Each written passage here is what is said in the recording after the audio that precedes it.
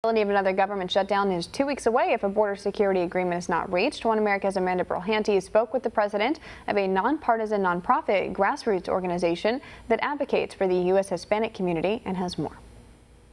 He's the president of the LIBRE Initiative. He's an immigrant himself, and he resides in McAllen, Texas. Daniel Garza, thank you so much for joining me. It's a pleasure to be with you. So DACA has been a huge part of a bargaining chip, and recently we saw that President Trump included it in his proposals, which the left didn't accept. So what's going on here? The left didn't include this in their most recent proposal, and they didn't include money for a border wall. So how is it affecting these discussions? Well, it was done with the intent of actually spurring a counteroffer, and the offer that we saw yesterday did not include DACA. It didn't include any infrastructure as well. So they're at a political impasse. So what we're hoping for is that both sides can listen to the other side, listen to one another, and come to a bipartisan solution, one that has the support of the American people. We know that 70% actually are in favor of pairing the two together. That way both sides don't come out looking weaker on the other side of this. And you've been on Capitol Hill in D.C., you've been meeting with Jared Kushner. How are those talks sounding? Does it sound like they're leaning towards a permanent solution for DACA?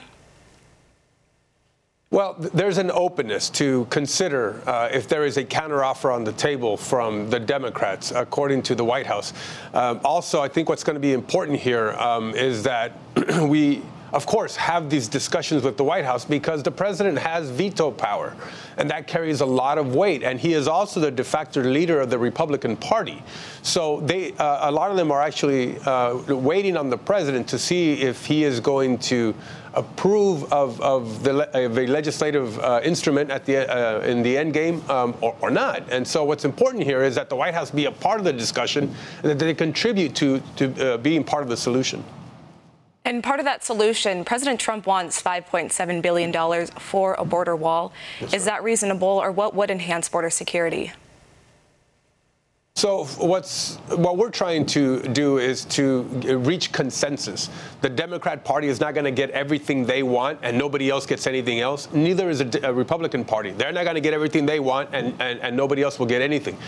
They both can win here. There is a bipartisan solution on the table. But what we're saying is that it has to be a permanent fix to the DACA community, because we don't want to be here 3 years down the road having the same discussions after the same divisions and maybe even a similar shutdown. And that the president gets to have what he is asking for, which is his priority, which is border security along the U.S.-Mexico border. So we see that this can be a win for both sides. And more than anything, I think this is a win for the American people.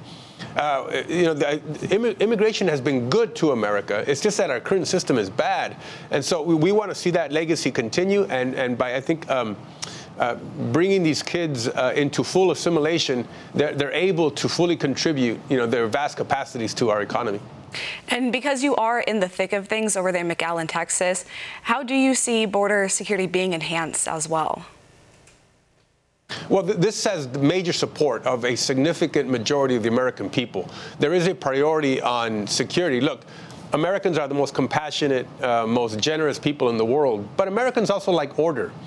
We decide who comes into our country, those who would work hard, who would contribute, who would make us stronger, and keep those out who would exploit America, Americans, or even other immigrants. And so it's essential that we have a border security system that allows for that, but also has the flexibility of allowing those in, and good, strong policy where we can meet market demand, market forces, and to also handle the issues that are important to family, to humanitarian issues, and also, again, market demand.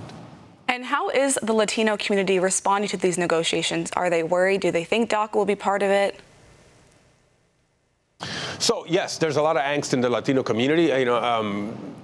Most dreamers are Latino, tend to be, not all of them, but there are 1.8 million in the dreamer community, and there are 700,000 who are currently enlisted under DACA. The others either didn't enlist or for some reason didn't qualify for one criteria point or another. So what we're trying to achieve here is a solution for the DACA community who are currently have authorization to be in America but have no legalization. In other words, they have no permanent solution for their lives and their status here in the U.S. Want to see more videos like this? Click on the link below and subscribe to One America News on YouTube, and call your cable provider and kindly demand that One America News is added to your lineup. Call and subscribe today.